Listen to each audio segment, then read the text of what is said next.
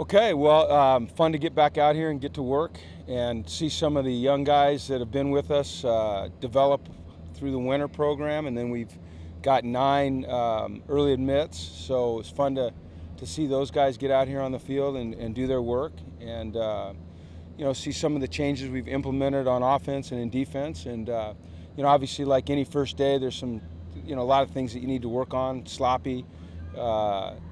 We've changed our cadence up, so we had a lot of false starts, but that'll, as the practice went on, that got better. But I was very pleased with their attitude, very pleased with their work ethic, very pleased with the way they, accept change and adapt. So I think we're off to a good start, and I think it'll be a very productive spring for us. And look forward to watching a lot of these young men that haven't had a chance to play yet develop into, the potential that we saw when we recruited them. So it's good to have some of the young men that will be joining us in the summer out here.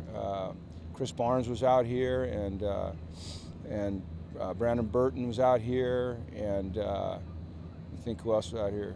Jake Burton was out here, and Keon Riley was out here, and then we had some recruits, and so it's just a good morning. So weather's not bad, and everything's good.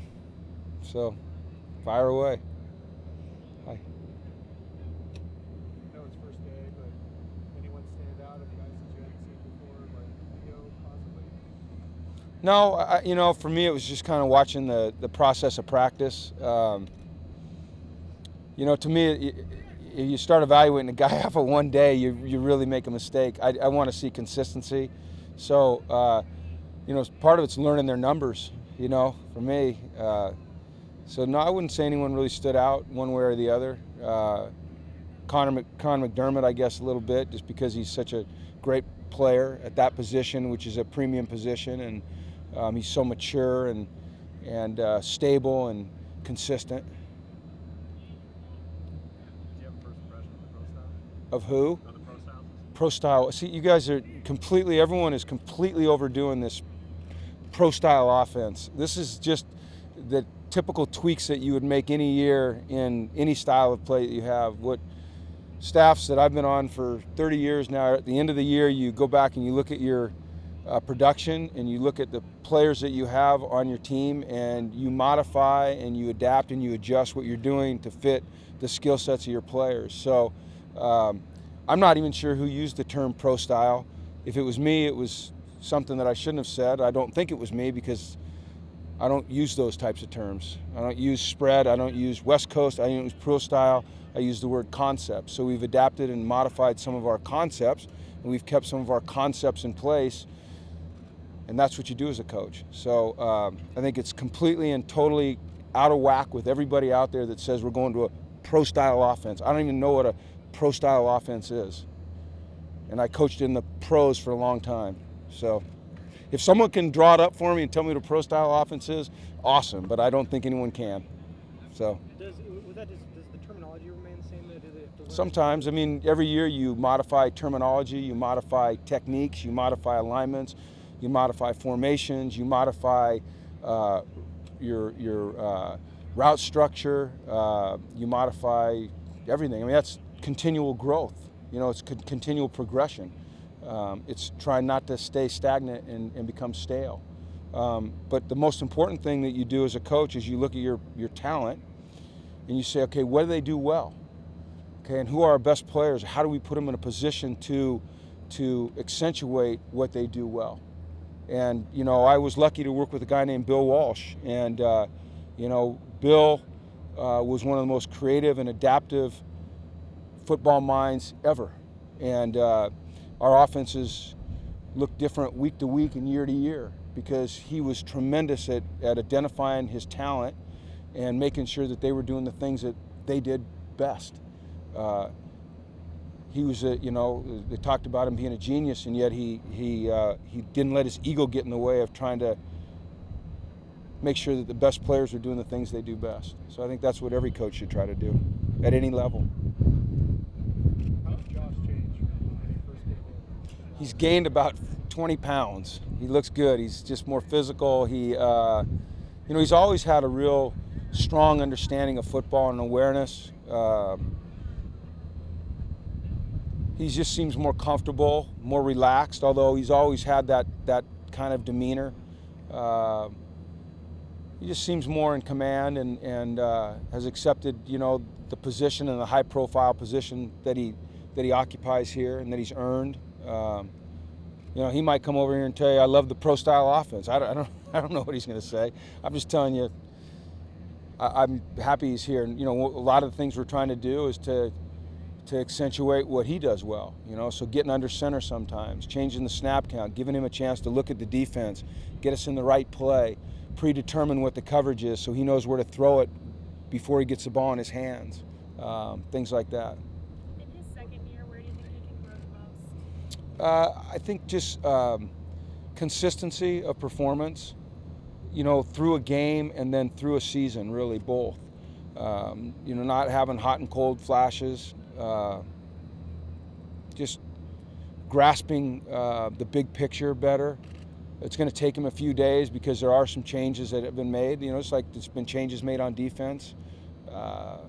But he'll study it. He's smart. He's intuitive. And I think we'll see a lot of growth this spring out of Josh. What are the changes on defense?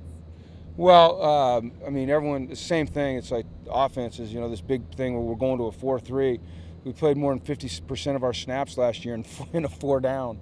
So we're just, like always, you're trying to put your players in a position to have success. So you always look at your talent and you say, okay, hopefully you have enough experience as a coach and you've done enough that you can pick and choose the concepts that you've worked through, worked with, worked on, developed over the years, and implement them with the players that you have. So a little bit more 4-down stuff, but if you watched practice today and you watched it close, you saw about 20 plays of 3-4 as well. So it all depends. Is it significant change for a quarterback to under center from being in shotgun? Is that a Well, it's different because your footwork has to change. You have to work on it. It's, I think one of the things that pro scouts look at and they're concerned about with a quarterback to a certain extent is if they're not working under center, do they understand what a 3, a 5, and a 7-step drop looks like and how the drop in their footwork is connected to the rhythm of the passing game and the timing of the passing game. So learning that rather than just catch, pop your feet, stand there and throw it, there's the rhythm of the pass game is tied to your footwork. And so tying that together is something that they have to learn and adapt to, but they've worked on it. They're good players, they're good athletes, they're smart, they're willing, and I didn't see any problems today, and they'll just continue to improve. What does Coach Tuiasosopo add to the staff? Well, a lot of experience playing the position and coaching the position, a firm understanding of the passing game in general, not just specific to what we do, but big picture pass game. He's been in a lot of systems. He's learned from a lot of good people and players. He's played the game at the highest level, so he brings credibility. He has a confidence and a calm demeanor about him that I think is infectious. He's got great energy, and I think he's very trustworthy, and I think our players respect him and like him. And he's been here before, so there's a familiarity as well, at least on the staff. First day of spring camp, how do you feel about the tight end situation? That's a good question. I didn't really zero in on that position a lot. But Nate Esse will do a nice job there. You saw that we worked. We worked a few guys there, that haven't been there in a while. We'll see. We got a couple guys coming in the fall that'll help us. Austin Roberts has put on, some bulk and some muscle and some strength, and we used him off the line a little bit. We use him on the line a little bit. We can flex him out a little bit. He's not your prototypical tight end body, although his dad is right there, Alfredo. That's his dad. We could put him at tight end. But, I just think it gives us the chance to vary up our formations a little bit in our personnel groups. So. What about the Ish movement to receiver? What did you see there? He's explosive with the ball in his hands. He's an elusive open field runner. He's got really good initial quickness and short area quickness. And I think that, as a staff, we'd like to get the ball in his hands. We've got pretty darn good depth at corner and at nickel. We thought we'd take this spring and let him work on that side of the ball and see, if that can't be a spot where he helps us a lot.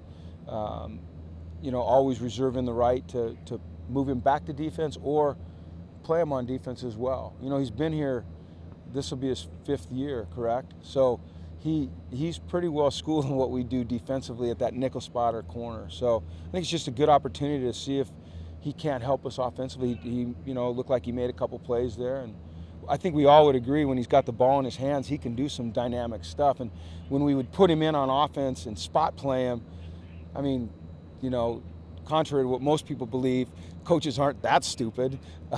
They go, oh, Ish is in the game. He normally plays defense. He's on offense. He's probably getting the ball. So having him in there more, I think the element of surprise is a little bit more on our side.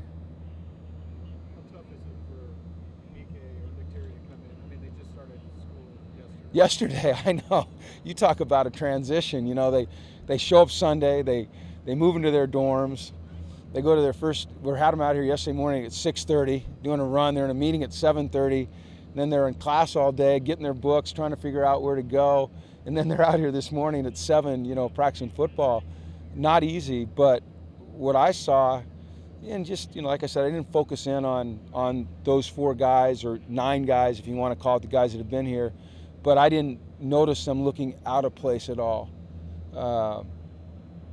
And I think that's a good thing, I think I'd rather not notice them yet.